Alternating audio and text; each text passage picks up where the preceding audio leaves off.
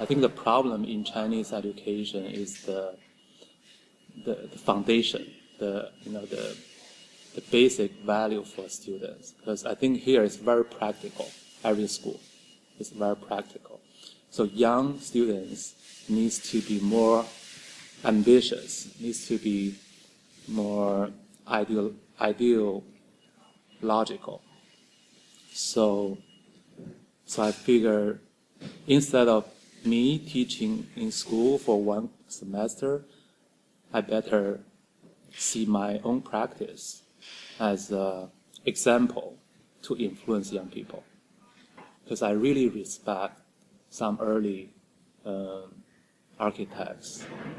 They express their utopia, thinking towards society, towards the world, architecture, urban.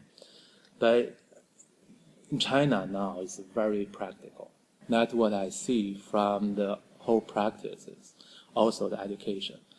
So if I was, I was be able to start a school, or I would encourage young students to explore their ideal thinking from the beginning.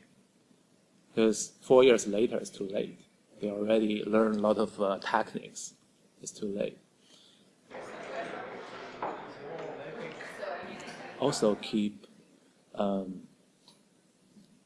looking into myself, trying to express myself, what I'm thinking. Sometimes maybe, you have an idea from your dream. It sounds ridiculous. You draw something out of your dream. Where did this dream come from? It must somehow related to some situation. What I'm interested is to keep discover what's really inside me. I'm not genius. From the first day, I already know what I want. We did an exhibition called Shanshui City. Shanshui is literally means mountain, the water, but in Chinese culture, it's more than that. It's more about how humans express their emotion in the physical world. So they draw these paintings. You see, it's mountain, but it's not mountain. It's not alike to any real mountain. It's something they imagined. The garden, they put the rocks of trees and water, but they trying to set up this scenery that only existing in their imagination. They're not just doing this to copy a real landscape. So this term was only exist in traditional culture. But when you put these two words and the city together, it's become a new term, Shanshui City. It's about a future high-density urban environment, focus on the people's emotion, like what they feel, what they see, why they say something beautiful, why they feel comfortable about something. You can say it's inspired by traditional cities or traditional gardens, but it's actually very forward-looking. It's a criticize of modern cities.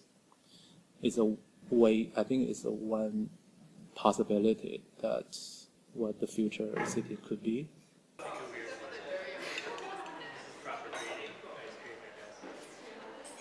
Because when you look at Beijing city, old town, we have mountains, the lakes in the city center, and the neighborhoods are integrated into the landscape.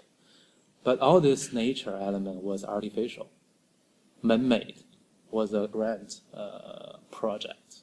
They make mountain, they dig the water. So people, citizens who live in the city, they feel they live in between nature and city. I think density is a condition. large-scale buildings. So when building become large, those mountains look very small, trees look very small. I think a lot of people talking about we need more green space. But when you have a certain density, the building just looks so big. You cannot ignore that. It's just a big building. When you treat building as an element, landscape element, then you can start to talk about the whole environment as a whole. I think we must change. We must do new things. So something new will happen. But there is an easy way to do it or difficult way. Because being innovative or challenging on the planning, on the internal layout, arrangement is very difficult. But making image is very simple. So that's why I think a lot of image happen in China, because you cannot innovate the content without change the image. It will look different. I think if you're trying to challenge the urban situation, it's so different from the surrounding. So it gives you a question mark to the surrounding. And the value of it is you can continue to question this building. Maybe something, other new idea will come out.